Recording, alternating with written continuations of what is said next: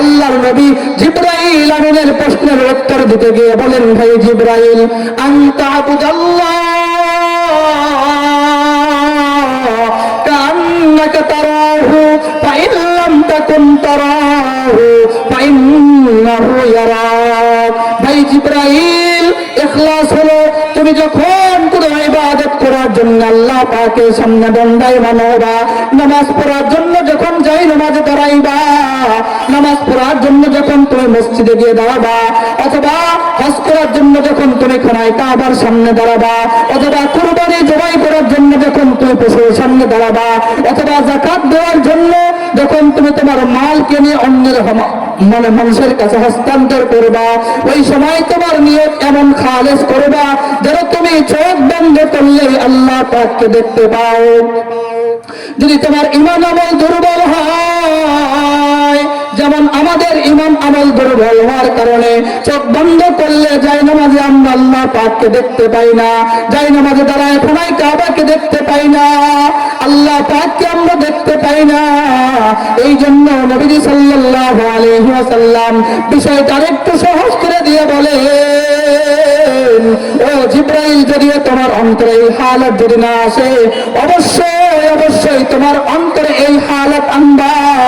যদি তুমি নিজের চোখে আল্লাহ পাককে না দেখো, আল্লাহ পাক অবশ্যই তোমার আমার সব কাজগুলো দেখতেছেন। كما فضل مكانا على مكان وإنسانا على إنسان ونشهد أن لا إله إلا الله وحده لا شريك له ونشهد أن سيدنا وسندنا وحبيبنا وحبيب ربنا وطبيبنا وطبيب قلوبنا وأولانا ومولانا محمدا عبده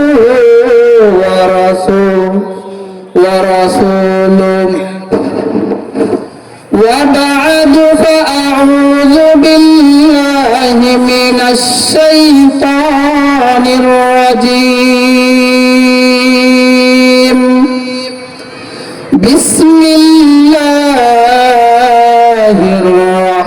الرحمن الرحيم. الذي خلق الموت والحياة ليبلوكم أيكم أحسن عملا وهو العزيز الغفور. وقال صاحب القرآن صلى الله عليه وآله وسلم: الدنيا خلقت لكم وأنتم خلقتم للآخرة، أو كما قال النبي عليه الصلاة والسلام. اللهم صل على روح محمد في الأرواح وعلى جسد محمد في الأجساد وعلى قلب محمد في القلوب وعلى قبر محمد في القبور. صدق الله مولانا العظيم وصدق رسوله النبي الأمي الكريم. ونحن على ذلك من الشاهدين والشاكرين والذاكرين والحمد لله رب العالمين الحمد لله সর্বোপরি লক্ষ্য কোটি শুকর ও সুজুদ সেই মহান রব্বুল আলামিনের আলিশান দরবারে যে মহান রব্বুল আলামিন ফিতনা ফাসাদের জামানায়, মহামারীর জামানায়, ভাইরাসের জামানায়, দুর্যোগের জামানায়, অভাব অনটনের জামানায়, দুর্ভিক্ষের জামানায়, সংকটের জামানায়, বিপর্যয়ের জামানায় আমাকে আপনাদেরকে দয়া করে, মায়া করে, মহাব্বত করে, ভালোবেসে আমাদের হায়াতকে এ পর্যন্ত দীর্ঘায়িত করে সুস্থ সবল রেখে বগুড়া জেলার ঐতিহ্যবাহী দ্বীনি শিক্ষা প্রতিষ্ঠান মাখজান উলুম কওমি মাদ্রাসার উদ্যোগে আয়োজিত বিরাট ওয়াজ মাহফিল এর প্যান্ডেলে আসা বসা ও আমাকে কিছু কথাবার্তা বলা ও আপনাদেরকে শুনবার মতো তৌফিক দান করেছেন। নিয়ামতের শুকর আদায়তে মুসলমান হিসেবে আওয়াজ উচ্চ কণ্ঠে ইমানের আওয়াজকে উঁচু করে সকলেই কালিমাতুর শুকর পাঠ করে সকলেই বলি আলহামদুলিল্লাহ। লক্ষ কোটি দরুদ সালাম বর্ষিত হোক সেই মহামানবের প্রতি যিনি সাইয়্যিদুল মুরসালিন রাহমাতুল আলামিন শফিউল মুজনিবিন সাইয়্যিদুস সাকলাইন আকায়ে নামদার মদিনাহ কা তাজদার সাকিয়ে কাউসার শফিয়ে মাহশার যিনার সুন্নাত নাম হযরত মুহাম্মদুর রাসূলুল্লাহ সকলেই বলি সাল্লাল্লাহু আলাইহি ওয়াসাল্লাম। মুআজ্জাজ মুহতারাম সম্মানিত উপস্থিতি, আমি আপনাদের সম্মুখে কোরআনুল কারীমের সুপরিচিত একটি সূরা সূরাতুল মুলক থেকে 2 নম্বর আয়াত পাঠ করেছি। বিশ্বনবী, শ্রেষ্ঠ নবী, মহানবী, জিন্দা নবী সাল্লাল্লাহু আলাইহি ওয়া আলিহি ওয়াসাল্লামের অসংখ্য অগণিত অমীয় বাণী পবিত্র হাদিস শরীফ হতে একটি হাদিস পাঠ করেছি। আপনাদের সম্মুখে অল্প কিছুক্ষণ দ্বীনি মাসআলা মুযাকারা করব। এর বিষয়বস্তু হবে সৃষ্টির লক্ষ্য ও উদ্দেশ্য। প্রথমেই মনে রাখবেন, পৃথিবীতে কোনো মানুষ টার্গেটবিহীন কাজ করে না, কেউ টার্গেটবিহীন কাজ করে না। সহজে বোঝাবার জন্য বলছি, আমি এখানে আসছি, আমার কাজের পিছনে এক টার্গেট আছে। আপনারা এখানে এতগুলো শ্রোতা উপস্থিত হয়েছেন, আপনাদের এখানে আসার পিছনে টার্গেট আছে। মাদ্রাসার পক্ষ থেকে মাহফিলের আয়োজন করা হয়েছে, কাজের পিছনে টার্গেট আছে। পৃথিবীতে কোনো মানুষ টার্গেটবিহীন কাজ করে না, কেউ করবে না। শুধুমাত্র কেবলমাত্র একমাত্র আমরা দেখতে পাই সমাজে 2 শ্রেণীর মানুষ নিজের টার্গেটবিহীন কাজ করে। নাম্বার 1, অপ্রাপ্ত শিশু, যে এখনো প্রাপ্ত বয়স্ক উপনীত হয় নাই, এর কাজের পিছনে কোনো টার্গেট নাই। এখনই এক কাজ করে, একটু পরে আবার তার প্রতিদ্বন্দ্বী ভিন্ন কাজ করে বসে। ঠিক। নাম্বার 2, মস্তিষ্কের ভারসাম্যহীন পাগল, এরও কাজের পিছনে কোনো টার্গেট থাকে না। কিন্তু আল্লাহ পাক এই 2 শ্রেণীর কোন শ্রেণীতে পড়েন না। অবশ্যই আল্লাহ পাক যে এই পৃথিবী থেকে বানিয়েছেন, এর পিছনে কোনো টার্গেট, কোনো লক্ষ্য, কোনো উদ্দেশ্য অবশ্যই আছে। কোরআন ও হাদিসের আলোকে এই লক্ষ্য উদ্দেশ্যটাই আমরা জানি। ফাঁকে ফাঁকে প্রাসঙ্গিক বা আনুষঙ্গিক মুফাসসিরিন ও মুহাদ্দিসিনের কিছু লেখা কথা পুনরাবৃত্তি করে আপনাদেরকে শোনাবো। দেখা যাক কতদূর যাওয়া যায়। প্রথমেই আল্লাহ পাক কোরআনুল কারীমের আয়াতের ভিতরে বলছেন,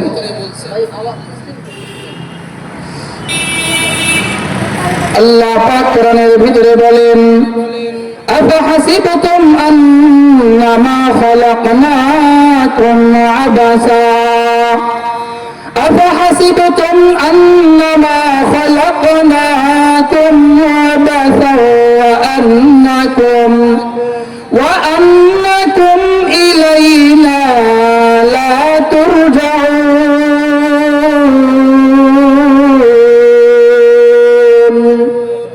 আল্লাহ পাক ডাক দিয়ে বলেন, কি দুনিয়ার মানুষ, তোমরা এমন মনে করেছো নাকি যে আল্লাহ পাক তোমাদেরকে অনর্থক বানিয়েছে এবং তোমরা পুনরায় আল্লাহ পাকের কাছে ফিরে আসবে না।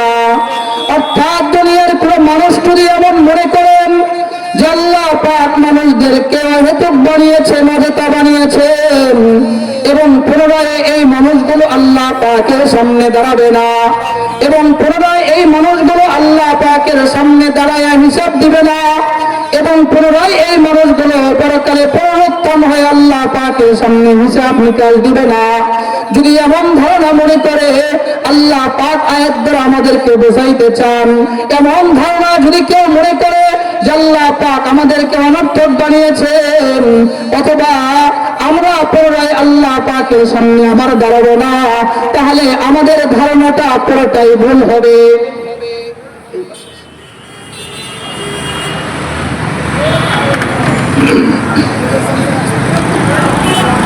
ভিন্ন আয়াতের ভিতরে আল্লাহ রব্বে কারীম ডাক দিয়ে বলেন, কাইফা তাকফুরুনা বিল্লাহ ওয়া কুনতুম আমওয়াতান ফাআহইয়াকুম সুম্মা ইউমীতুকুম সুম্মা ইউহয়ীকুম সুম্মা ইলাইহি তুরজাউন।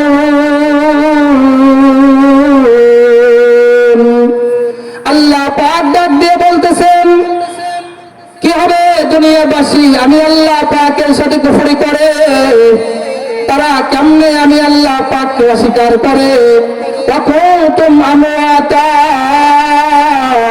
অথচ দুনিয়ার সব মানুষ ছিল মৃত, এই মানুষগুলোর কোনো অস্তিত্ব ছিল না। আল্লাহ পাক দয়া করে ভালোবেসে মোহাব্বত করে এই মানুষগুলোকে অস্তিত্ব দান করেছেন। সুম্মা ইউমীতুকুম, এক পর্যায়ে এই মানুষ আবার ইন্তেকাল করবে। সুম্মা ইউহয়ীকুম, এরপরে আল্লাহ পাক এই মানুষকে আবার জীবিত করবেন। সুম্মা ইলাইহি তুরজাউন, অতঃপর এই সব মানুষগুলো আবার আল্লাহ পাকের কাছে ফিরে আসবে, আল্লাহ পাকের সামনে দাঁড়ায় দাঁড়ায় দাঁড়ায় দাঁড়ায় সব জিনিসের হিসাব দিবে। তাহলে প্রথম আয়াতে বুঝলাম আল্লাহ অনর্থক বানায় নাই, দ্বিতীয় আয়াতে বুঝলাম আল্লাহ পাকের সামনে দাঁড়াতে হবে, হিসাব দিতে হবে। এবার তৃতীয় আয়াতের দিকে যাই। আল্লাহ পাক ডাক দিয়ে বলেন, ওয়ামা খালাকাতুল জিন্না ওয়াল ইনসা ইল্লা লিয়াবুদুন। আল্লাহু আকবার বলেন।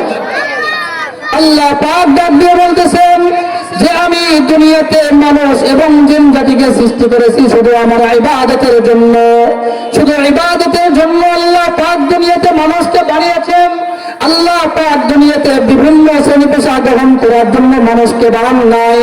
আল্লাহ পাক দুনিয়াতে মানুষকে ড্রাইভারি করার জন্য বানায় নাই।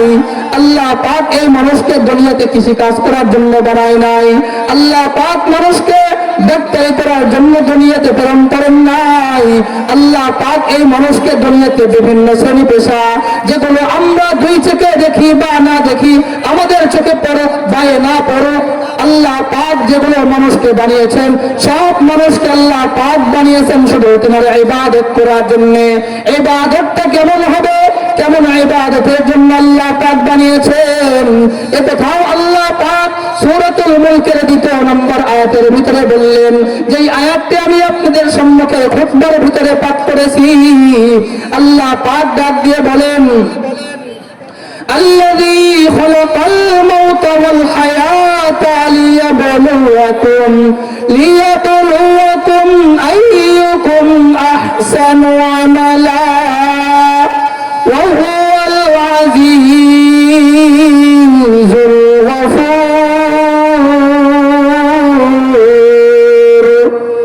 আল্লাহ পাক ডাক দিয়ে বলেন যে আমি আল্লাহ পাক মানুষের হায়াতকে সৃষ্টি করেছি, যে আমি আল্লাহ পাক মানুষের মওতকে সৃষ্টি করেছি। আল্লাহ পাক চাইলে মানুষকে জীবিত করতে পারেন, আবার আল্লাহ পাক চাইলে জীবিত মানুষকে মৃত করতে পারেন একটাই কারণ, আল্লাহ পাক বলতেছেন লিয়াবলুয়াকুম, যাতে করে আমি আল্লাহ যাচাই করতে পারি, নিরীক্ষণ করতে পারি, নির্ধারণ করতে পারি আইয়ুকুম আহসানু আমালা, এ দুনিয়ার ভিতরে কোন মানুষ ভালো আমল করে। প্রসিদ্ধ ব্যাখ্যার কিতাব, প্রসিদ্ধ তাফসীরের কিতাবের ভিতরে একটা কথা বারবার করে আসছে যে আল্লাহ পাক আয়াতের ভিতরে আহসানু আমালা বলেছেন, আকসারু আমালা বলেন নাই। অর্থাৎ আল্লাহ পাক চান বান্দার ভালো আমলকে, বান্দা ভালো আমল করবে এটাই আল্লাহ পাক চান। বান্দা বেশি ইবাদত করবেন আল্লাহ পাক এমন চায় না। এ কথাই নবী সাল্লাল্লাহু আলাইহি ওয়াসাল্লাম উনি ওনার হাদিসের মধ্যে বলেছেন, ক্বালান নবী সাল্লাল্লাহু আলাইহি ওয়া আলিহি ওয়াসাল্লাম আখলিস দীনাকা ইয়াকফিকাল আমালুল কলিল, বান্দা তুমি তোমার দ্বীনকে পরিশুদ্ধ করো, তুমি তোমার ইবাদতকে পরিশুদ্ধ করো, তুমি তোমার ইসলাম ধর্মের ভিতরে যে কোনো কাজ করো সেগুলোকে পরিশুদ্ধতার সাথে করো, অল্প আমলে তোমার নাজাতের জন্য যথেষ্ট হয়ে যাবে। তার মানে নবীও বলেন যে উম্মত তোমার বেশি ইবাদত করতে হবে না, যেটা করবে সেটা যেন ভালো হয় এই চেষ্টা করবা।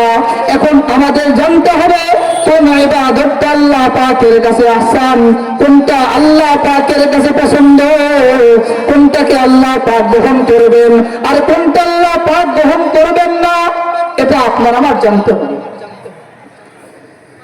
এজন্য যদি আমরা নবীর হাদিসকে সামনে রাখি, নবীর এক প্রিয় সাহাবী হযরত মুআয ইবনে জাবাল রাদিয়াল্লাহু তাআলা আনহু, মুআয ইবনে জাবাল রাদিয়াল্লাহু তাআলা আনহু এই আয়াতকে সামনে রেখে নবীজির একটা হাদিস দ্বারা ব্যাখ্যা করেছেন। উনি বর্ণনা করে বলেন, আল্লাহ পাক যে মানুষের কাছে ভালো আমল চান, যেই আমলের ভিতরে 4 গুণ পাওয়া যাবে ওই আমলটা আল্লাহ পাক পছন্দ করবেন। আর যেই আমলের ভিতরে 4 গুণ নাই ওই আমলটা আল্লাহ পাক পছন্দ করবেন না। ওই আমলের বিনিময়ে আল্লাহ পাক মানুষদেরকে নাজাত দিবেন না, ওই আমলের বিনিময়ে আল্লাহ পাক মানুষদেরকে পরকালে জান্নাত দিবেন না। কি সেই 4 গুণ? এমন গুরুত্বপূর্ণ গুণগুলোকে আপনার আমার জানতে হবে, তারপরে আপনি আমি আমল করব। মুআয ইবনে জাবাল রাদিয়াল্লাহু তাআলা আনহু বলেন, 4 গুণের ভিতরে 1 নম্বর গুণের নাম হলো ইলম। ইলম অর্জন করতে হবে, যেই কাজ করতে হবে, যেই কাজ করব ওই কাজের জ্ঞান অর্জন করতে হবে। যেই মাদ্রাসার মাহফিলের মধ্যে আমরা উপস্থিত হয়েছি, বগুড়াবাসীদেরকে আমি উদারত আহ্বান জানাই, আপনার সন্তানকে আপনি ইংলিশ মিডিয়ায় দিয়ে লাভ হবে না। আপনার সন্তানকে আপনি স্কুল কলেজ ইউনিভার্সিটিতে দিলে আপনার সন্তান পাকা মানুষ হতে পারবে না, সমাজের শ্রেষ্ঠ সন্তান হতে পারবে না। এই মাদ্রাসাগুলোতে ইলম শিক্ষা দেওয়া হয়। মুসলমান হিসেবে আপনার সন্তান মুসলিম ঐতিহ্যকে রক্ষা করার জন্য, মুসলিম ঐতিহ্যকে রক্ষা করে এর উপরে জীবনযাপন করে মুসলিম ঐতিহ্য নিয়ে ইন্তেকালের জন্য দ্বীনি ইলম অবশ্যই আপনার সন্তানকে শিক্ষা দিতে হবে। এই শিক্ষা দেওয়ার জন্য বগুড়া জেলায় মাখজানুল উলুম নামে একটা প্রতিষ্ঠান প্রতিষ্ঠিত হয়েছে। আমাদের ভাগ্য বড়ই ভালো, আমরা আগে কোনোদিন আল্লাহ পাকের কাছে দোয়া করে বলি নাই আল্লাহ যে আমাদের এই কৈপাড়ায় আপনি এরকম একটা দ্বীনি প্রতিষ্ঠান দান করেন। আল্লাহ পাক নিজের ইহসান, নিজের অনুগ্রহ, নিজের দয়া করে উলামায়ে কেরামের অন্তরের ভিতরে একটা মাদ্রাসার কথা বলে দিয়েছেন। আল্লাহ পাকের দয়ায়, আল্লাহ পাকের ইশারায় আপনাদের এই মহল্লার ভিতরে, এই এলাকার ভিতরে দ্বীনি প্রতিষ্ঠান মাখজানুল উলুম প্রতিষ্ঠা হয়ে গেছে। সুবহানাল্লাহ। এই মাদ্রাসায় ইলম শিক্ষা দেওয়া হয়। যেই কাজ আমি আর আপনি করব এই কাজের জ্ঞান আগে অর্জন করতে হবে, অন্যথায় কাজ সুন্দর হবে না। যেমন সহজে বোঝাবার জন্য বলি, এই যে দেখেন আমরা কথা বলতেছি, মাইক্রোফোনে কথা বলতেছি, সাউন্ড বক্সে বাজে, মাইকে বাজে, 2-4 কিলোমিটার পর্যন্ত অনেক দূর দূরান্ত মাইক দেওয়া আছে, আওয়াজ যায়। যেই ভাই এই সংযোগ দিতে পারেন ওনার মাধ্যমেই সম্ভব। আমি আর আপনি যে পারি না, যদি সংযোগ দিতে যায় তো কারেন্ট শক করে মারা যাবে, স্বাভাবিক। তো ঠিক তেমনই ভাবে দুনিয়ার ছোট্ট একটা কাজ, এটা ইলম ছাড়া, জ্ঞান ছাড়া করা যাচ্ছে না। পরকালের এই কঠিন কাজগুলো জ্ঞান ছাড়া কেমনে অর্জন করবে? জ্ঞান কাকে বলে? বিগত শতাব্দীর মুজাদ্দিদুল মিল্লাত হাকিমুল উম্মাত শাহ আশরাফ আলী থানভী ফারুকী রাহমাতুল্লাহি আলাইহি উনি ওনার রচিত কিতাব আল ইলমু ওয়াল উলামার ভিতরে লেখেন, इल्म है जो गुनाहगार के लिए हासिल नहीं होता और गुनाह करने से जायल हो जाती। इल्म হলো ওই মহামূল্যবান সম্পদের নাম, যেই মহামূল্যবান সম্পদ আল্লাহ গুনাহগার বান্দাকে দেয় না। যেই মহামূল্যবান সম্পদ আল্লাহ গুনাহগার বান্দার অন্তরে আমানত রাখে না। আবার ভালো মানুষের অন্তরে আল্লাহ ইলম দিয়েছেন, এই কোরআন ও হাদিসের বিদ্যা দিয়েছেন। এই মানুষ যদি ক্রমান্বয়ে গুনাহের দিকে আগায় যায়, আজকে একটা সগীরা গুনাহ করলো, আগামীকাল 2টা সগীরা, আগামী সপ্তাহে 3টা সগীরা, তারপরে সপ্তাহে 5টা সগীরা, তারপরের মাসে একটা কবিরা গুনাহ, তারপরে ধারাবাহিক ভাবে ক্রমান্বয়ে কবিরা গুনাহ করতেই আছে। যদি এমন গুনাহ করতে থাকে তাহলে তার অন্তর থেকে এই ইলম নামক রত্ন বিদায় নিয়ে চলে যাবে। তাহলে যেই কাজ করব ওই কাজের জ্ঞান আগে অর্জন করতে হবে। 1 নাম্বার, যেই কাজ করব ওই কাজের জ্ঞান অর্জন করতে হবে। 2 নাম্বার, মুআয ইবনে জাবাল রাদিয়াল্লাহু তাআলা আনহু বলেন, যেই কাজ করব ওই কাজের নিয়ত করতে হবে। নিয়ত ছাড়াও আল্লাহ পাক ইবাদতকে কবুল করবেন না। নিয়ত ছাড়াও আল্লাহ পাক ইবাদতের সওয়াব দিবেন না। নিয়ত ছাড়াও আল্লাহ পাক ইবাদতের পরিবর্তে পরকালে জান্নাত দিবেন না।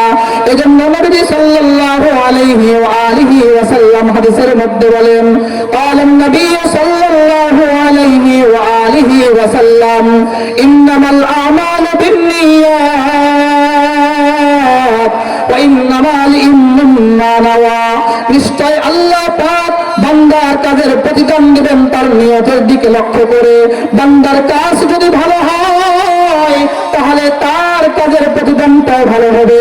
প্রতিদান হিসেবে বান্দা পরকালে জান্নাতের মেহমান হবে। আর যদি বান্দার কাজটা খারাপ হয়, মানে বান্দার কাজের নিয়ত যদি খারাপ হয়, তাহলে তার কাজটাও খারাপ হবে। আর খারাপ কাজের পরিবর্তে আল্লাহ পাক তাকে পরকালে জাহান্নামে দিবেন, নাউযুবিল্লাহ। এজন্য আগে নিয়ত করতে হবে, নিয়ত ছাড়া আল্লাহ পাক ইবাদতকে গ্রহণ করবেন না। 3 নম্বর গুনাহ নাম মুআয ইবনে জাবাল রাদিয়াল্লাহু তাআলা আনহু বলেন যে ইবাদত যখন করব, নিয়ত যখন করব, ওই সময় নিয়তের ভিতরে ইখলাসের নিয়ত করতে হবে। শুধুমাত্র কেবলমাত্র একমাত্র আল্লাহ পাকের সন্তুষ্টির নিয়ত করতে হবে। দুনিয়ার মানুষের লৌকিকতার নিয়ত করা যাবে না। মানুষ আমাকে ইবাদত বুঝার বলবেন, এই জন্য আমি ইবাদত করব, বিষয়টা এমন হওয়া যাবে না। মানুষ আমাকে নামাজি বলবে, এই জন্য আমি নামাজ পড়ব, বিষয়টা এমন হওয়া যাবে না। মানুষ আমাকে হাজী সাহেব বলবেন, এই জন্য আমি হজ করব, বিষয়টা এমন হওয়া যাবে না। মানুষ আমাকে মুফতি সাহেব বলবেন, মুহাদ্দিস সাহেব বলবেন, এই জন্য ইলম অর্জন করা যাবে না। মানুষ আমাকে বড় বক্তা বলবেন, এই জন্য বক্তা হওয়া যাবে না। মানুষ আমাকে বড় হুজুর বলবেন, এই জন্য ইলম অর্জন করা যাবে না। মানুষের অন্তরে সন্তুষ্টি অর্জনের জন্য কাজ করা যাবে না। শুধুমাত্র কেবলমাত্র একমাত্র আল্লাহ পাকের সন্তুষ্টির জন্য ইবাদত করতে হবে। এটাকে ইখলাস বলে। ইখলাস কাকে বলে? উম্মুল আহাদিস হাদিসে জিবরাইলের ভিতরে আসছে, জিবরাইল আমিন নবীকে জিজ্ঞাসা করেন, পয়গম্বর মাল ইহসান ইয়া রাসূলুল্লাহ, ওগো আল্লাহর নবী, ইহসান কোন জিনিসের নাম?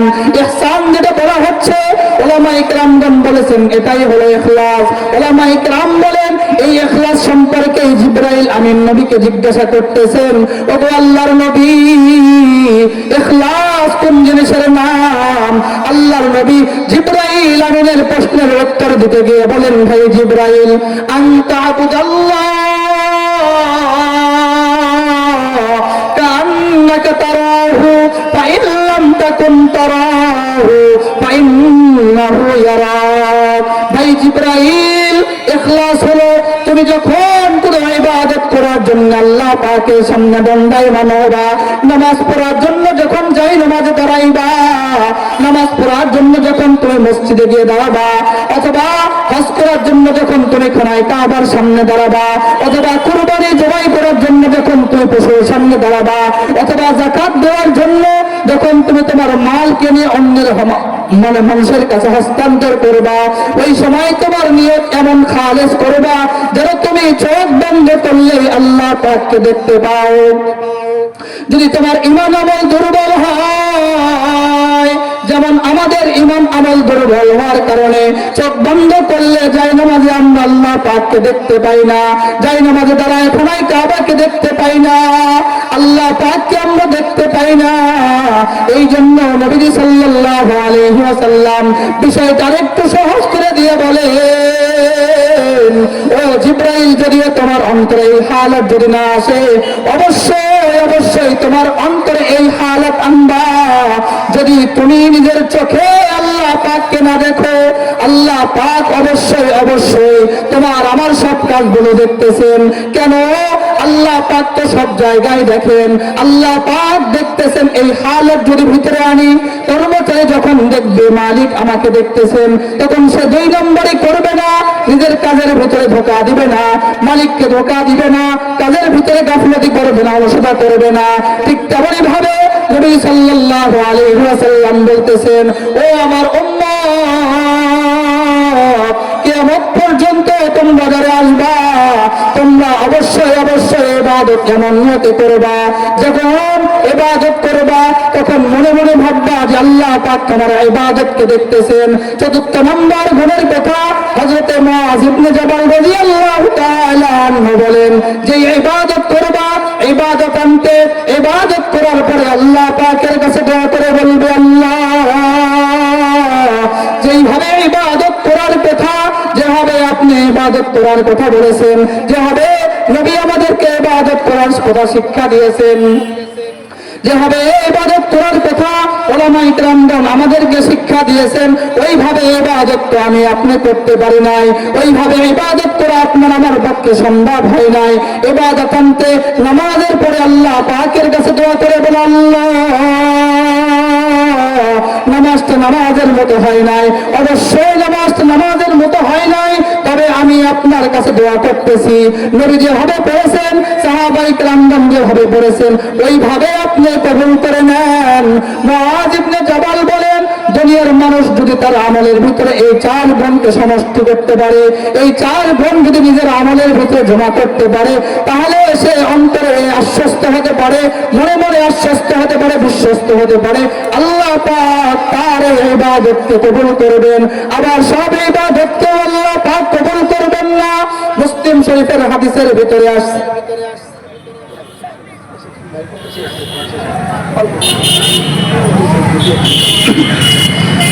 মুসলিম শরীফের মধ্যে হাদিস আসছে, নবীজি সাল্লাল্লাহু আলাইহি ওয়া আলিহি ওয়াসাল্লাম বলেন, লা ইউনজি আহাদু উম্মতি বিআমালি ইলা ওয়ালা আনতা ইয়া রাসূলুল্লাহ, ক্বালা ওয়ালা আনা ইল্লা আইয়াতাহাম্মাদানি আল্লাহু বিরহমাতি। একটু আগেই আমরা জানলাম মুআয ইবনে জাবাল রাদিয়াল্লাহু তাআলা আনহু বর্ণনা করলেন, ভালো আমলের জন্য 4 গুণের প্রয়োজন।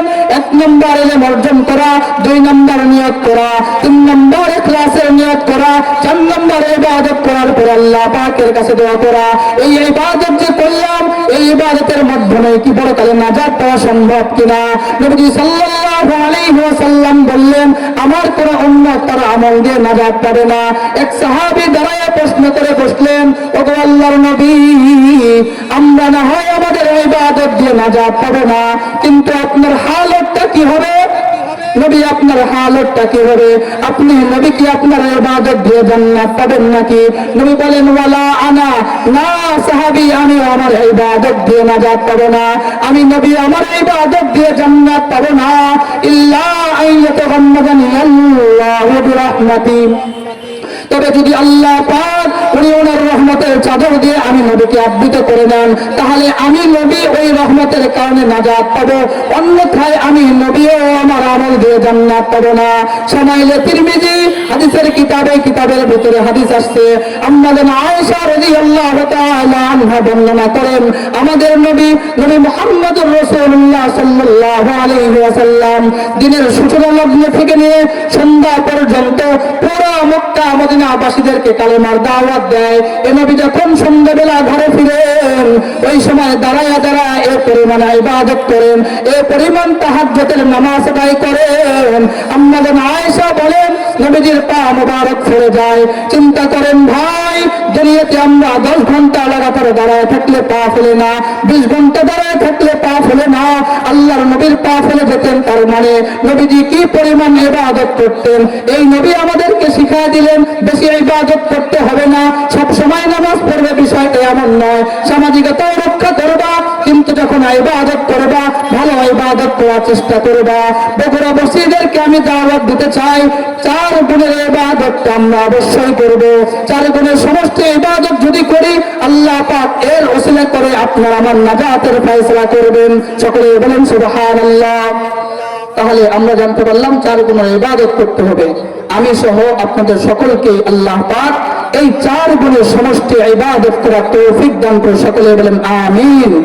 ওয়া আখিরু দাওয়ানা আলহামদুলিল্লাহি রাব্বিল আলামিন। আসসালামু আলাইকুম ওয়া রাহমাতুল্লাহি ওয়া বারাকাতুহু। ধন্যবাদ। আজকে মাহফিলে সম্মানিত চতুর্থ বক্তা মুফতি ইয়াকুব সাহেব অত্যন্ত সুন্দর এবং গঠনমূলক আলোচনা করার জন্য আল্লাহ আমাদেরকে সমস্ত কথার উপরে আমল করে জান্নাতে হওয়ার